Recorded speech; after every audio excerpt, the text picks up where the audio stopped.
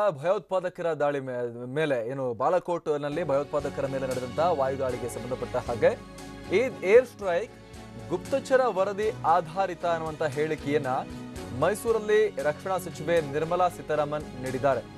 Air strike ನಾವು ಹೋಗಿ ಮಾಡಿದ್ದಲ್ಲ, ಅದು ಸೇನೆ ಮಾಡಿದ್ದು.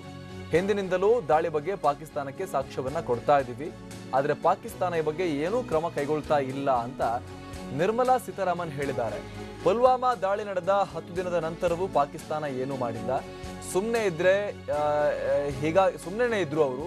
ಹೀಗಾಗಿ ಭಯೋತ್ಪಾದಕರ ಮೇಲೆ ದಾಳಿ ನಡೆಸಲಾಗಿದೆ ಅನ್ನುವಂತ ಮಾತನ್ನ ಈಗ ನಿರ್ಮಲಾ ಸೀತಾರಾಮನ್ ಹೇಳಿದ್ದಾರೆ. ದೇಶದಲ್ಲಿ ಹಿಂದೆ ಏನೂ ಮಾಡದವರು ಈಗ ಸಾಕ್ಷಿ ಕೇಳ್ತಾ ಇದ್ದಾರೆ. 26/11 ಅಟ್ಯಾಕ್ ಆದಾಗ, ಅಂದ್ರೆ ಮುಂಬೈ ಅಟ್ಯಾಕ್ ಆದಾಗ ಏನೂ ಮಾಡಿರಲಿಲ್ಲ ಅಂದಿನ ಮನಮೋಹನ್ ಸಿಂಗ್ ಸರ್ಕಾರ. ಈಗ ಇವರು ಸಾಕ್ಷಿ ಕೇಳ್ತಾ ಇದ್ದಾರೆ. ರಫೇಲ್ ಬಗ್ಗೆ ಮಾಹಿತಿ ಕೊಟ್ರೆ ಪಾಕ್ಗೆ ಹೆಲ್ಪ್ ಆಗುತ್ತೆ. ಯಾರಿಗಾಗಿ ಮಾಹಿತಿ ಕೇಳ್ತಾ ಇದ್ದಾರೆ ಅಂತ ರಕ್ಷಣಾ ಸಚಿವೆ ನಿರ್ಮಲಾ ಸೀತಾರಾಮನ್ ಪ್ರಶ್ನೆ ಮಾಡಿದ್ದಾರೆ ಕಾಂಗ್ರೆಸ್ ಅನ್ನ.